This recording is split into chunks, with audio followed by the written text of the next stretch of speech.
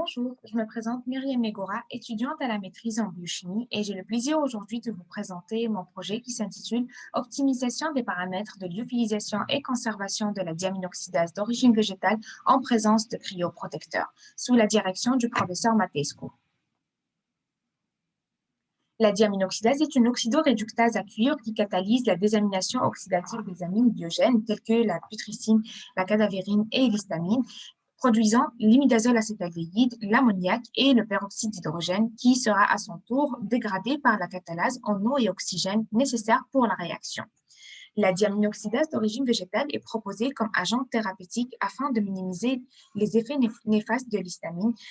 Elle est obtenue sous forme liquide par différentes méthodes de séparation. Sa conservation sous cette forme-là affecte son activité dans le temps. La stabilité des protéines constitue un volet très important dans le domaine pharmaceutique. L'une des méthodes pour augmenter la stabilité des protéines est l'ajout de cryoprotecteurs. Plusieurs types de cryoprotecteurs existent sur le marché. Parmi eux, nous avons les sucrose, tréhalose, qui pourront générer des liaisons hydrogènes avec la diaminoxydase en remplaçant celles établies avec l'eau et stabilisant ainsi sa conformation. Les objectifs du projet, premièrement, identification d'agents cryoprotecteurs pouvant préserver l'activité de la DAO durant le séchage et la conservation. Par la suite, l'optimisation des paramètres de lyophilisation permettant de garder la stabilité.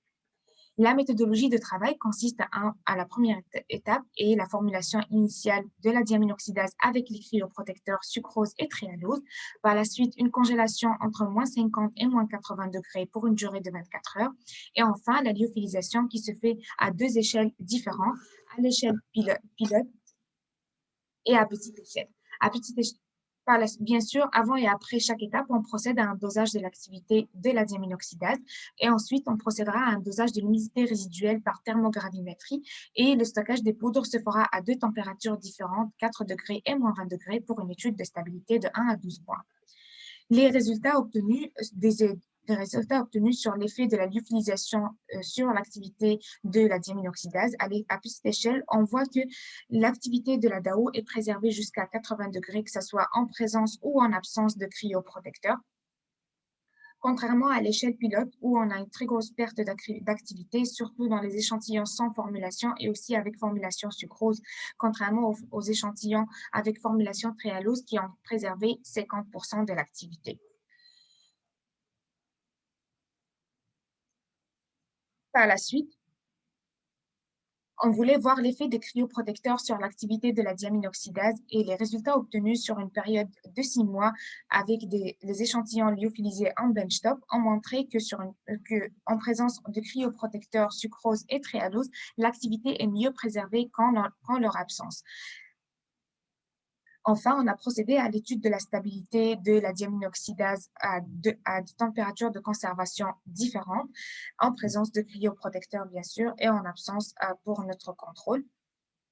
Les résultats obtenus ont montré que l'activité est mieux préservée à 4 degrés qu'à moins 20 degrés et surtout en présence de cryoprotecteurs, notamment le tréhalose qui a montré une très bonne conservation de l'activité de notre enzyme, contrairement aux échantillons formulés sans cryoprotecteur où on a remarqué une très grosse perte d'activité, ce qui a été confirmé par la suite par l'analyse thermogravimétrique de l'humidité résiduelle où on a vu que les échantillons sans formulation ont montré un très grand pourcentage d'humidité résiduelle, ce qui a affecté l'activité de l'enzyme dans le temps, contrairement aux échantillons formulés avec cryoprotecteur où l'humidité résiduelle est à très faible taux.